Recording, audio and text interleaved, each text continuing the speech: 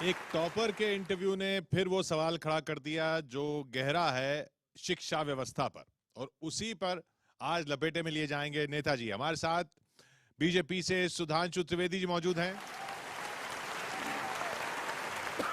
सवाल क्योंकि बिहार से उठा था तो जेडीयू से पवन वर्मा जी हमारे साथ हैं, और कांग्रेस प्रवक्ता रागिनी नायक जी हमारे साथ हैं, और कवियों में भी मधुबनी बिहार से शंभू शिखर जी हमारे साथ हैं। सैफई उत्तर प्रदेश से गौरव चौहान जी हमारे साथ हैं। आगरा से डॉक्टर अनुज त्यागी,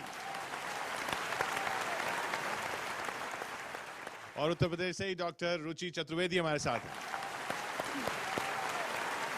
गौरव जी, सीधा बाण पहले पवन जी पर सुनिएगा कि टॉपरों की लिस्टें हैं अकल के लपेटे में, और लोग तो बहकते हैं शक्ल के लपेटे में, और लपेटे में नेताजी फंसे आज कवियों बीच। क्यों? शिक्षा की व्यवस्था है नकल के लपेटे में, शिक्षा की व्यवस्था है। पिछले साल हुआ, टॉपर घोटाला कहा गया, फिर इस साल एक इंटरव्यू ने जो किया वो आप देख ही रहे हैं। ये बेसिक प्रॉब्लम कहाँ है? वो एक सामाजिक सोच है जिसमें लक्ष्य पाना किसी भी तरह से ज्यादा जरूरी है बनस्पत की किस तरह से आप उस लक्ष्य तक पहुंचते हैं। और ये एक बिहार सीमित समस्या नहीं है। मैं समझता हूं कि एक तो कंपटीशन बहुत बढ़ गया और एक समाज की एक मानसिकता सी बन गई है। मैं सभी पार्टी के नेताओं से पूछना चाहता हूं कि इसका जिम्मेदार कौन है कि हमने आज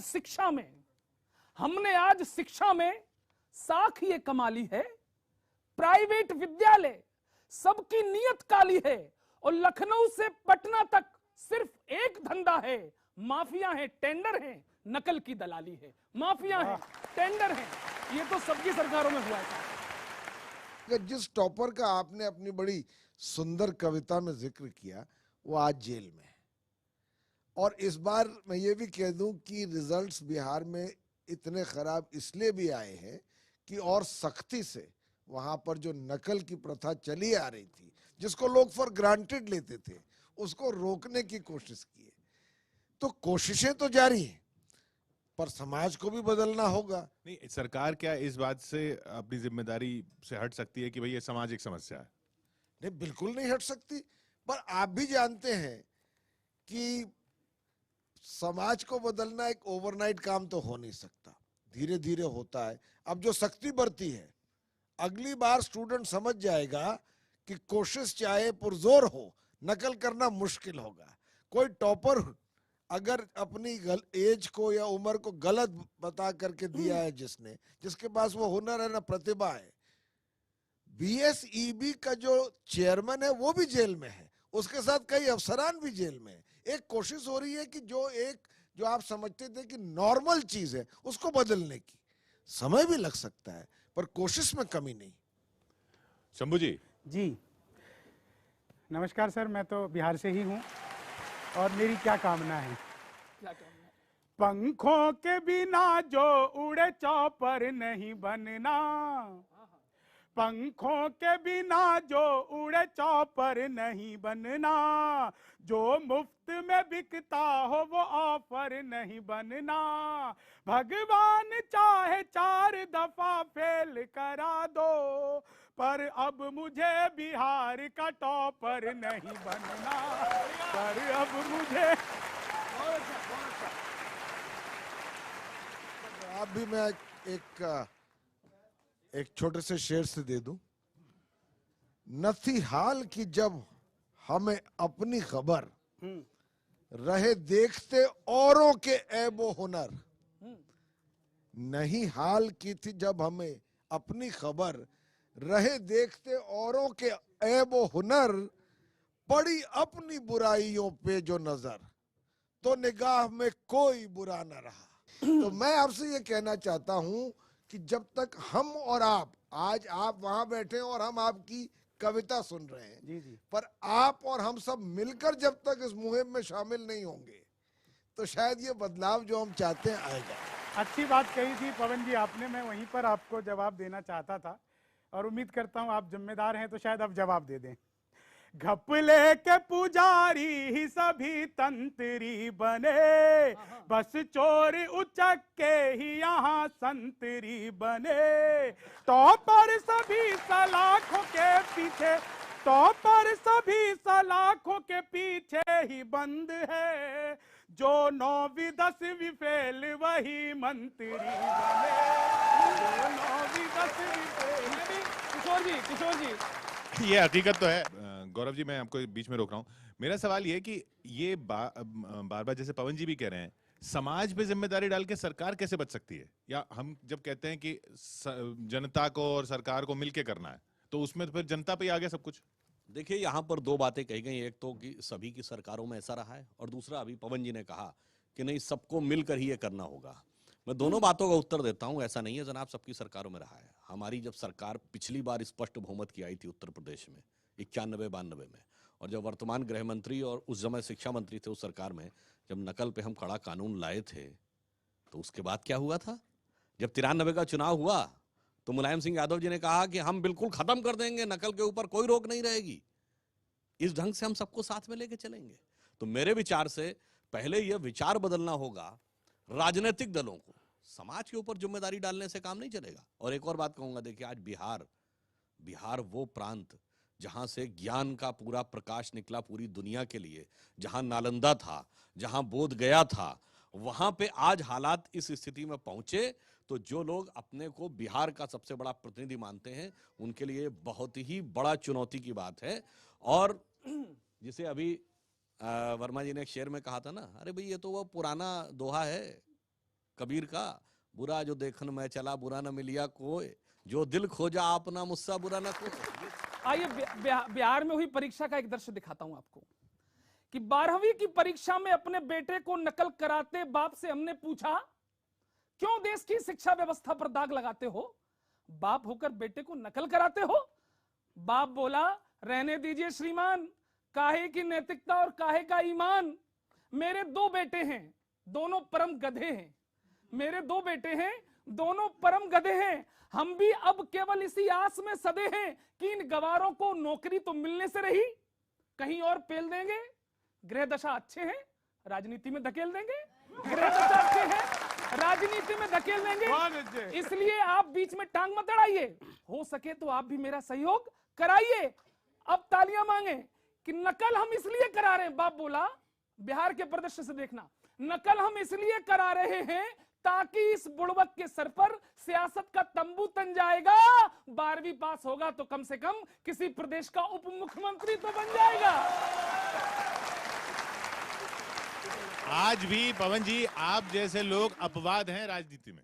बिहार के लोग वैसे तो ज्ञानी हैं और डिस्क्रिमिनेशन भी जानते हैं, जो पसंद आता है उसके बारे में कह देते। आज मैंने तो मंच से ही कह दिया कि आपकी कविता मुझे पसंद आई। पर मैं आपको जरा सा संजीदा होकर ये बताना चाहता हूँ कि शिक्षा प्रणाली में आज जो बिहार सुर्खियों में है उसका एक कारण ये भी है कि आप कुछ सालों की पहले की बात देखिए किशोर जी, आज सेकेंडरी और प्राइमरी स्कूल में, और ये हकीकत कोई भी जो बिहार से आता है वो जान सकता है, सुधांशु जी भी सरकार में थे हमारे साथ उस दौर में, 100% एनरोलमेंट है। जहां के 50% बच्चे स्कूल जाते ही नहीं थे, वहां आज 100% एनरोलमेंट है। उस सरकार जब आप इनके साथ सरकार में थे, शिक्षा विभाग किसके पास था? मुझे इस वक्त तो याद नहीं है क्योंकि मैं उस वक्त राजदूत था।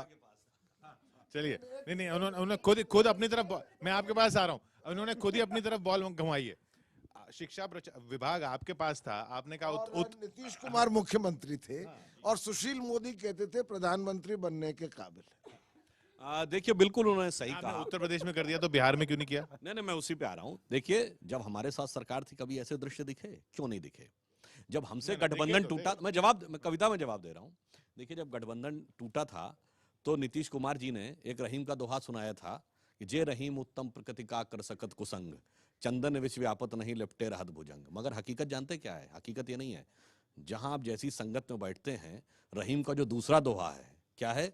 कदली सीप भुजंग मुख स्वाति एक गुण तीन, जैसी संगति बैठी है वैसे ही गुण क्या तीन। बात है, क्या तो बात आज वो जिस संगत में बैठते हैं वैसा ही उनकी सरकार। नहीं, आज शिक्षा मंत्री कांग्रेस से, एक मिनट, आज तो शिक्षा मंत्री कांग्रेस से अच्छा चलिए इनसे जवाब देते हैं। एक मिनट फिर रुचि जी के पास भी जाना है। अपने बिछाए जाल में खुद फंसने चले हैं, औरों को राह ये दिखा भटकने चले हैं।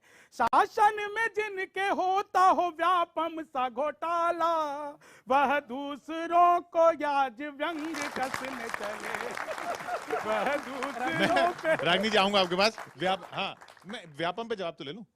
व्यापम में अभी तक जितनी भी जांच हुई है वो पहले उच्च न्यायालय के दिशा निर्देश पे हुई, फिर जब कांग्रेस के नेताओं ने किया तो वो सर्वोच्च न्यायालय के दिशा निर्देश में चल रही है। और अभी तक उच्च न्यायालय स्पष्ट रूप से अपनी संतुष्टि व्यक्त कर चुका है, एक नहीं 2 बार, और सर्वोच्च न्यायालय के अंतर्गत चल रही है। तो कोई सरकार जांच नहीं कर रही है। और सर जिनकी मैं जांच इसका हुई वो जवाब कहाँ दे है? दूं। आदरणीय शिवराज सिंह चौहान जी सर्वोच्च न्यायालय पे तब गए जबकि उनका आदेश इस मामले में आने ही वाला था।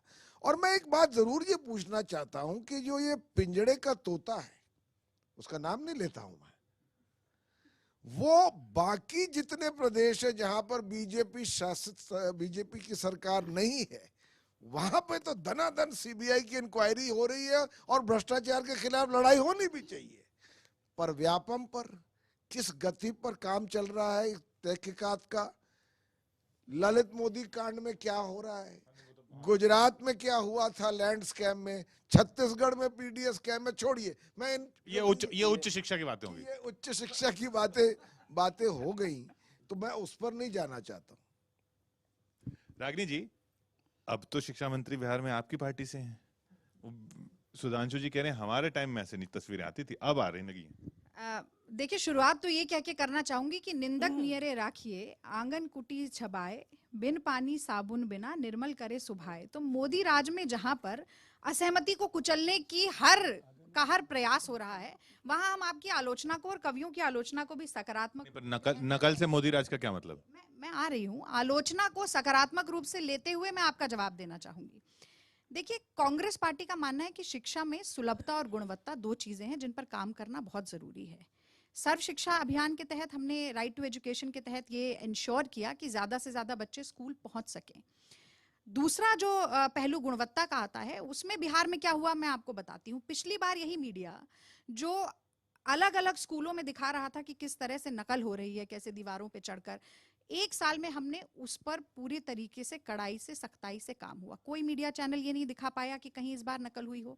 सुधांशु जी ने कहा कि जब इनकी पूर्ण बहुमत की सरकार थी तो नकल के खिलाफ जो कानून आया उसके बाद से ही परिवर्तन आने की एक लहर उत्तर प्रदेश में शुरू हुई, लेकिन ये जाने कि तब 14% बच्चे पास हुए थे। लेकिन व्यापम के अलावा जो डीमैट का भी घोटाला मध्य प्रदेश में हुआ 12,000 करोड़ का, उसमें तो सीबीआई ने कह दिया कि ये इतना बड़ा घोटाला है कि हम वो मेडिकल के स्टूडेंट से रिलेटेड है कि हम उसकी इंक्वायरी कर ही नहीं सकते। तो जब व्यापम आता है, डीमैट आता है, तो अचानक से सीबीआई खामोश हो जाती है। इसमें एक और बात ध्यान रखने लायक है।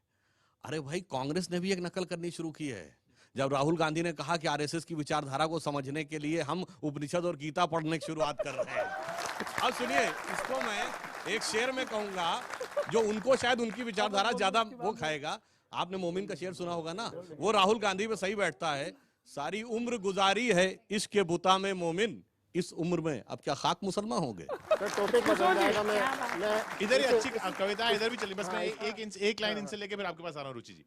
ये भी बहुत ही अजीब बात है कि भारतीय संस्कृति और धर्म के स्वघोषित ठेकेदार आज गीता और उपनिषद के पठन को हास्य और उपहास का मुद्दा समझ रहे हैं। मैं इसे मुझे ये निंदनीय लगता है। दूसरी बात मैं ये कह दूं कि जिस तरह से धर्म का दुरुपयोग करके और धार्मिक ग्रंथों की गलत व्याख्या करके कहीं ना कहीं इस देश में सांप्रदायिक राजनीति को बढ़ाने का काम हो रहा है, उसका पर्दाफाश करने के लिए राहुल जी गीता और उपनिषद को आधार मानते हैं। मुझे इस बात पे गर्व है। आज जो लोग बता रहे हैं हमको, जो मैं बड़े गर्व से कहता हूं मैं हिंदू, हमको हिंदू धर्म समझा रहे हैं, मैं वाकई उनसे कहूंगा कि एक बार उपनिषद पढ़ लें, ब्रह्मसूत्र पढ़ लें, भगवत गीता को फिर से पढ़ लें और शंकराचार्य के भाष्य को पढ़ लें, तो शायद उनकी परिभाषा हिंदुइज्म की भी और हिंदू धर्म की बदल जाएगी। उपनिषद शब्द का शाब्दिक अर्थ और किस धातु से उसकी व्युत्पत्ति हुई है यही बता दें तो बहुत बड़ी।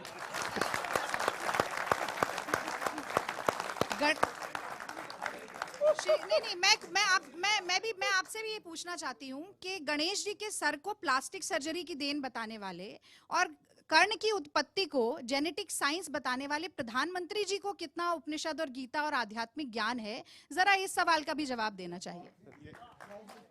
वैसे अलग प्रोग्राम बनता है, लेकिन अब जवाब लेना पड़ेगा क्योंकि वहां से उठ गया और मैं रुचि जी के पास जाते जाते रुक रहा हूँ बार-बार। देखिए ऐसा है कि युगीन शब्दावली में समझाना पड़ता है, वो प्लास्टिक सर्जरी से तो बहुत ऊपर की चीज थी, मगर आज लोगों को जैसे ए फॉर एप्पल बच्चे को पढ़ाया जाता है नर्सरी में, ऐसा नहीं कि एप्पल का मतलब यही हो।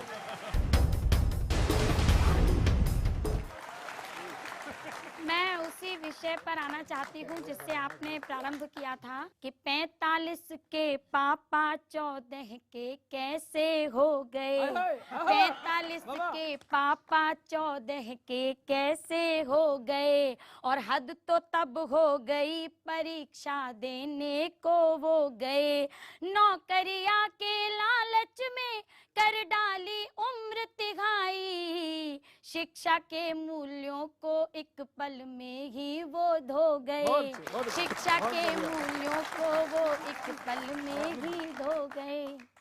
देखिए बिहार की स्थिति इस टाइम ऐसी हो गई है कि लोग डरे हुए हैं कि कब किसको चलते फिरते पकड़ के टॉपर घोषित कर दिया जाए। क्या एक पिता अपने बेटे से अपनी वेदना को कैसे व्यक्त करते हैं? बेटा पापा कहे हैं तुमसे, वादा एक करो तुम हमसे, चाहे जितना पढ़ लिख जाना लेकिन टॉपर मत बन जाना। भूखे सूखे हम रह लेंगे, कम नंबर का गम सह लेंगे। टॉपर बनकर तुम तो जेल चले जाओगे, दुनिया के ताने सुनने को हम ही रह जाएंगे। तो ये स्थिति था। असल मैं एक ये आपसे पूछना चाहता हूँ, एक जो राज्य की जो छवि बनती है इसमें उनका तो सोचिए, जो सही तरीके से पढ़ के पास हो रहे हैं वो भी सर्टिफिकेट लेके आते हैं तो कहते हैं कि साहब अरे आप बिहार से हो, पता नहीं कैसे पास हुए हो। देखिए समस्या है, इसको नकारा नहीं जा सकता, और जिस तरह से व्यंग और कविता में उसको आपने पेश किया वो भी काबिले तारीफ है। अब दोनों चीज को आप जरा सा 1 मिनट के लिए तालमेल में देखिए कि कोशिश उसको हटाने के लिए हो रही है कि नहीं। आपने खुद ही कहा माता पिता की व्यथा की बेटा जो टॉपर है वो जेल चला जाएगा। दोनों टॉपर जेल में हैं, जो कि पहले कभी नहीं होता था, क्योंकि एक कोशिश एक प्रयास शुरू हुआ है। हमने क्या देखा है कि जैसे ये फ्लोर्स की बात कर रहे थे, 5-5 मंजिल ऊंची इमारत पर लोग नकल देने के लिए कैसे खिड़कियों पर चढ़े होते हैं। तो मैंने वहां से एक दृश्य खींचा, उत्तर प्रदेश में भी यदा कदा दिखते हैं ऐसे दृश्य, कि 5वीं मंजिल पर खिड़की के पास बैठी थी लड़की दीक्षा, दे रही थी विज्ञान की परीक्षा। अचानक उसने देखा कि खिड़की पर कोई हाथ पटक रहा है। लड़की ने झांक कर देखा तो पाया उसका सगा भाई लटक रहा है। बहुत अच्छे। भाई के चेहरे पर एवरेस्ट फतेह की खुशी और हाथ में थे कागज। बहन मुस्कुराई, बोली भाई आराम से आए हो, पूरे इंतजाम से आए हो। भाई लगभग लटकते हुए बोला चिंता मत कर बहना, चिंता मत कर बहना, नीचे से लेकर ऊपर तक हम सारा माल झटक रहे हैं। मेरी नीचे वाली खिड़की पर प्रश्न नंबर 7 का उत्तर लिए पटना वाले भूपा जी लटक रहे हैं। फूफा के नीचे मौसा जी के नीचे चाचा जी। विभिन्न खिड़कियों पर सादे हैं मोर्चे, सबके हाथ में है कई कई पर्चे। बहना तू चिंता मत कर, आनंद अब लेना मित्रों बिहार से, कि बहना तू चिंता मत कर, हम अपनी अपनी साइड लेकर खड़े हैं। और नीचे पिताजी तो पूरी गाइड लेकर खड़े हैं। ग्राउंड फ्लोर से 5वीं मंजिल तक नकल का सामान जमा है। बहना तुझे पास कराने के लिए पूरा खानदान जमा है। इस तरह दीक्षा ने दी परीक्षा और पास हो गई। लेकिन हम और हमारा समाज ज्ञान और योग्यता से दूर हो गए, इसलिए गौरव चौहान भी एक कविता लिखने को मजबूर हो गए। पवन जी, सवाल वही है। असल मैं एक ये आपसे पूछना चाहता हूँ, एक जो राज्य की जो छवि बनती है, इसमें उनका तो सोचिए जो सही तरीके से पढ़ के पास हो रहे हैं, वो भी सर्टिफिकेट लेके आते हैं तो कहते हैं कि साहब अरे आप बिहार से हो, पता नहीं कैसे पास हुए हो। बिहार की जो कमजोरियां हैं उनसे जूझना जरूरी है, पर आप ये भी नहीं कह सकते कि हर एक बात पे कहते हो तुम के तू क्या है। हर एक बात पे कहते हो तुम के तू क्या है, तुम ही कहो कि ये अंदाज़े गुफ्तगू क्या है। मैं बस इसमें 2-3 बातें जोड़ना चाहूंगी। बिहार में शिक्षा से संबंधित जो स्कीम्स चल रही हैं उन पर पवन। नहीं, मेरा सवाल, मैं ये कह रहा हूँ कि जो लोग सही तरीके से पढ़ के पास हो रहे हैं, उनकी डिग्री की वैल्यू भी कम कर रही है ना ये पूरी स्थिति, उनकी सर्टिफिकेट की वैल्यू भी कम, उनकी क्या गलती? कि जो बच्चे आप कह रहे हैं कि जो अब फंस गए हैं, या जिनके जो पास हुए जेईई में भी पास हुए और पता चला उनके नंबर नहीं आए, तो उस संबंध में भी सरकार बहुत काम कर रही है। रिवैल्यूएशन की फीस जैसे घटाकर केवल 70 रुपए मात्र कर दी है। आप जानेंगे कि कोई एक सब्जेक्ट में फेल होता था तो उसे कंपार्टमेंट देने का मौका मिलता था, 2 सब्जेक्ट वाले को भी देंगे। तो भूल सुधार चल रही है। पर मैं एक सवाल ये पूछना चाहती हूँ कि बिहार में जैसे ही भारतीय जनता पार्टी की सरकार हटती है तो अचानक से सबकी जो नजर है इस तरफ ही दौड़ जाती है। और बहुत सारे ऐसे प्रदेश, उत्तर प्रदेश का तो हमारे कवियों ने भी नाम लिया। किशोर जी एक मिनट, आप कह रही हैं कि ये तस्वीरें सब राजनीतिक हैं? नहीं, मैं ये कह रही हूँ तस्वीरें राजनीतिक नहीं है, लेकिन सिर्फ ये कहना चाहती हूँ कि कहीं भी नजर आती नहीं कोई दरार, दीवार पर चिपके हैं इतने इश्तेहार,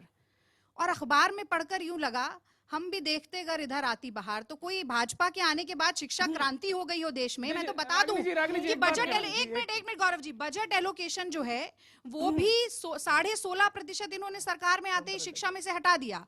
6% बजट का देने की बात कही थी, 3.86% पर रह गया। तो शिक्षा के क्षेत्र में ये कोई बहुत बड़ी क्रांति कर रहे हैं। हम रोहित वेमुला को भी देख चुके हैं, हम गजेंद्र चौहान का FTII का कॉन्फ्लिक्ट भी देख चुके हैं। तो क्या हो रहा है, स्वायत्तता खत्म हो रहे हैं विश्वविद्यालयों की, ये सारे गंभीर प्रश्न हैं जिनके जवाब देने हम भी देख चुके हैं। देखिए रागिनी जी, मैं आपके ज्ञान भंडार का और आपकी वक्तृत्व का बहुत कायल हूं, बहुत विद्वान हैं आप, लेकिन जिस नेता की सरपरस्ती में आप लोग यहाँ बैठे हैं, उन्होंने भी कुछ ऐसा किया था जो पूरे देश ने देखा।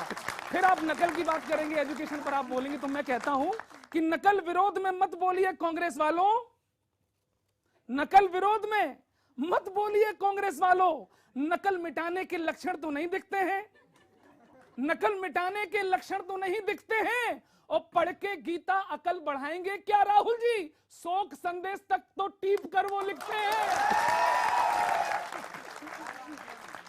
जब अकल से बड़ी ये नकल हो गई, जब अकल से बड़ी ये नकल हो गई, ऊंचे शिखरों पे कैसे भला जाएंगे, जिनकी मेहनत में कोई कमी ना रही, जिनकी मेहनत में कोई कमी ना रही, कैसे कॉलेज में वो दाखिला पाएंगे। बिन पढ़े दाखिला पा तो लेंगे, मगर फिर वही पास होने की मुश्किल खड़ी, फिर वहाँ भी नकल ना मिली तो वही सीट बेकार कर घर को लौटाएंगे। बहुत अच्छा, बहुत अच्छा।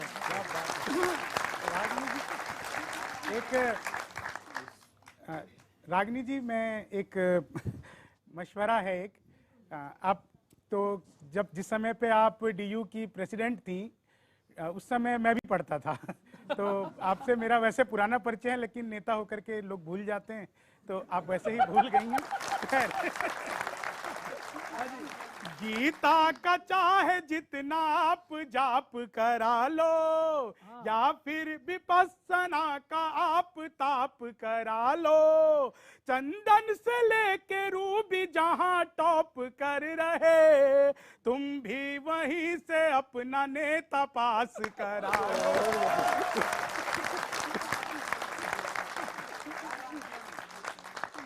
देखिए, नेता तो जनता जनार्दन की अदालत से पास होता है। 2019 भी बहुत पास है, बहुत दूर नहीं है, और उसमें आपको नतीजे बहुत ही अच्छे नजर आने वाले कांग्रेस के संदर्भ में। चलिए, असली जड़ क्या है, नकल की असली जड़ क्या है? जो ऊंचे पदों पर बैठे हैं, कि नकल के बवाल पर जब सरकार आरोपों से घिर गई तो सारे लफड़े की गाज शिक्षा मंत्री पर गिर गई। जब बिगड़ने लगा सरकार का बैलेंस, आनन फानन में शिक्षा मंत्री को बुलानी पड़ी प्रेस कॉन्फ्रेंस। पत्रकार दहाड़ रहे थे, मंत्री जी कॉन्फ्रेंस से खिसकने का मौका ताड़ रहे थे। तभी एक पत्रकार बोला, मंत्री जी ये नकल अब बंद कराइए। मंत्री जी बोले पहले आप कोने में आइए। कोने में मंत्री जी ने पत्रकार को समझाया, अपनी खामोशी का राज बताया। मंत्री बोले, हे पत्रकार भोले, हम क्या मुंह खोलें, इस नासपिटी नकर पर क्या बोलें। अरे हम ऐसे ही थोड़े ना मंत्रिमंडल में खास हुए हैं, यहां तक आने के लिए हम खुद नकल करके पास हुए हैं। अब ये शिक्षा मंत्री भाजपा का भी हो सकता है, बिहार का भी हो सकता है, कांग्रेस का भी हो सकता है। एक सवाल अजवानी सर आपसे है, हाँ आप भी लपेटे में हैं। बोर्ड और भी ये तंजा क्यों नहीं कसती, इस भेदभाव पर ये पंजा क्यों नहीं कसती। हर साल देश भर में होते टॉपर कई, और मीडिया औरों पे शिकंजा नहीं कसती। आप बिहार के ही टॉपर क्यों पकड़ने जाते हैं? जी हाँ, ये मेरे उसी सवाल से जुड़ा हुआ है जो मैं पहले पूछ रहा था। मैं आपको ये कहना चाहता हूँ, ये वैसे इसलिए नहीं क्योंकि बिहार के समर्थन में आपने 4 लाइनें पढ़ी। बिहार में जो गलत है उसको सुधारने की जरूरत है, पर यह भी समझना कि ऐसी नकल सिर्फ बिहार में होती है, ये भी गलत है। मैं सिर्फ आपके सामने ये आग्रह करना चाहता हूं कि बिहार में एक बड़े ही सीरियस तरीके से कोशिश जारी है और उसके नतीजे भी आपको दिखेंगे। इसी मिट्टी से चाणक्य और आर्यभट्ट भी आए थे। सुधांशु जी का कहना है कि जिस तरीके से बीजेपी हैंडल करती है, जैसे यूपी में हैंडल किया, वैसे दूसरी पार्टियां नहीं हैंडल कर रही हैं इस मसले को। देखिए, बिहार के बारे में जो बात कही तो मैं भी व्यंग से हटकर संवेदना पे आना चाहूंगा। जैसा अभी पवन वर्मा जी ने कहा कि चाणक्य, आर्यभट्ट और कितने बिहार से हुए, ज्ञान का स्रोत बिहार में रहा। मगर आज सिर्फ नकल की बात नहीं है। कहीं कोई एमएलए का लड़का जो है ओवरटेक करके गोली मार देता है, तो कोई कुख्यात अपराधी बाहर आ जाता, कहा जाता सरकार वो हलफनामा में गलती कर गई। कहीं कुछ तो बिहार में चतुर्थी की स्थिति है। तो आपको दिनकर की वो कविता ध्यान होगी, उसकी 2 लाइनें हैं जो आज के बिहार के लिए बहुत सटीक बैठती हैं। वैशाली के भग्नावशेष से पूछ लिच्छवी शान कहाँ, ओरी उदास गंडकी बता विद्यापति कवि के गान कहाँ, रि कपिल वस्तु कह बुद्ध देव के वे मंगल उपदेश कहाँ, तिब्बत ईरान जापान चीन तक गए हुए संदेश कहाँ। और अंत में पैरों पर बैठी सिसक रही मिथिला भिखारिणी सुकुमारी, तू पूछ कहाँ इसने खोई अपनी अनंत निधिया सारी। इसलिए इसमें अनंत समस्याएं हैं, सिर्फ एक नकल नहीं है। इसका जवाब बिहार के नेतृत्व को देना चाहिए। जी, आप सर व्यंग से आप संवेदना पे आए, मैं संवेदना से उलाहना पर आता हूँ। हाँ, क्योंकि मैं तो सर बिहार का हूँ, वो भी मैथिल, हम तो गालियां भी गा कर देते हैं। इसलिए मैं आपसे कहना चाहता हूँ, मिट्टी चरो चारा चरो चर जाओ या राशन, पर बंद करो खुद को आप कहना सुशासन। जितना उगाया उतना ही डुबा भी दिया है, शिक्षा का चीर हरने वाले आप दुशासन। शिक्षा का चीर हरने वाले आप दुशासन। बिल्कुल उन्होंने सही कहा है। जब से सुशासन बाबू 2 दुशासनों के चक्कर में आए, तब से उनका सुशासन कुशासन में बदल गया। जो पीठ पर लटका है बस्ता ठीक कीजिए, जो पीठ पर लटका है बस्ता ठीक कीजिए, और मंजिल मिलेगी पहले रास्ता ठीक कीजिए। और शिक्षा में नकल आपके सिस्टम की देन है, पहले तो ये शिक्षा व्यवस्था ठीक कीजिए। बहुत बढ़िया। जब शिक्षा व्यवस्था ठीक होने लगती है तो भगवाकरण का भी नाम आ जाता है ना, समस्या ये है। गौरव जी, आपकी आधी बात से मैं सहमत हूँ। लेकिन यहाँ पर मैं ये भी आज ये बोलना चाहती हूँ कि बहुत सारी समस्याएं जो राष्ट्रीय स्तर पर हैं, उन पर ध्यान देना बहुत जरूरी है। सुधांशु जी ने कहा कि हम शिक्षा व्यवस्था सुधार रहे हैं, पर उस पर भगवाकरण का आरोप लगता है। मैं उनसे पूछना चाहूंगी कि जब आरएसएस के मुखपत्र पांचजन्य के बलदेव शर्मा जी को नेशनल बुक ट्रस्ट की जिम्मेदारी सौंप दी जाती है, जब अखिल भारतीय इतिहास संकलन योजना के अध्यक्ष को इंडियन हिस्टोरिकल रिसर्च की जिम्मेदारी सौंप दी जाती है, जब मोदी जी के एक बहुत परम भक्त जफर सरेशवाला को मौलाना आजाद नेशनल उर्दू यूनिवर्सिटी का चांसलर बना दिया जाता है, जब राजस्थान के पाठ्यक्रम से नेहरू जी की आजादी के बाद का पहला भाषण ट्रिस्ट विद डेस्टिनी हटा दिया जाता है, जब गुजरात में रिसर्चर्स को ये कहा जाता है कि आप गवर्नमेंट स्कीम पर ही रिसर्च करना शुरू करें, तो ऐसे में सवालिया निशान तो उठेंगे ही। क्या कांग्रेस के राज में सिर्फ और सिर्फ काबिलियत पर ही अपॉइंटमेंट हो रही थी, कभी सिफारिशी अपॉइंटमेंट हुई ही नहीं? एकेडमिक मेरिट को ताक पर रखकर कांग्रेस पार्टी ने कभी अपॉइंटमेंट नहीं किया। देखिए, जो रागिनी जी ने कहा उसमें उनकी कोई गलती नहीं है। जिन जिन लोगों का नाम लिया, क्या उनकी विद्वता में कोई संदेह है? समस्या ये है, नहीं वो संदेह है। नहीं, मैं उसी पे आ रहा हूं। उनको क्यों संदेह है? उसका संदेह इसलिए है कि जिन लोगों ने अपना सारा बौद्धिक परियोजना वामपंथियों को ट्रांसफर कर दी थी, तो उनके लिए जो वामपंथी है सिर्फ और सिर्फ वही बुद्धिजीवी है, या तो मैकाले का पुत्र या मार्क्स का मानस पुत्र। मगर हम ये कहते हैं कि हम वो इतिहास नहीं मानते जिस इतिहास में चंद्रशेखर आजाद और भगत सिंह को आतंकवादी लिखा हो, जिसमें महाराणा प्रताप को सन की देशभक्त लिखा हो, जिसमें शिवाजी को लुटेरा लिखा हो, जिसमें गुरु तेग बहादुर को प्लंडरर ऑफ वेल्थ लिखा हो, और जिसमें वेद, जिसमें कि इतना ज्ञान है, उसको चरवाहों का गीत लिखा हो। क्योंकि जो विद्वान वो कहते हैं वो आपको विद्वान नजर आते थे। अब 21वीं सदी आ गई, मैकाले और मार्क्स के माइंडसेट से बाहर आइए तो असली विद्वान दिखेगा। सुधांशु जी का कहना कि हम उस इतिहास को नहीं मानते, हम उस विचार को नहीं मानते, इसलिए जिनको हम स्कॉलर मानते हैं उनको स्कॉलर आप लोग नहीं मान रहे।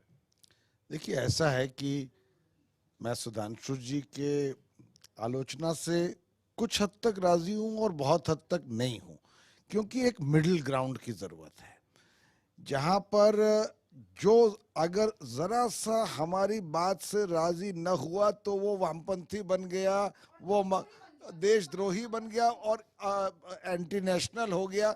इस तरह की जब सोच आ जाए तो मैं समझता हूँ कि लोकतंत्र के लिए एक खतरा है।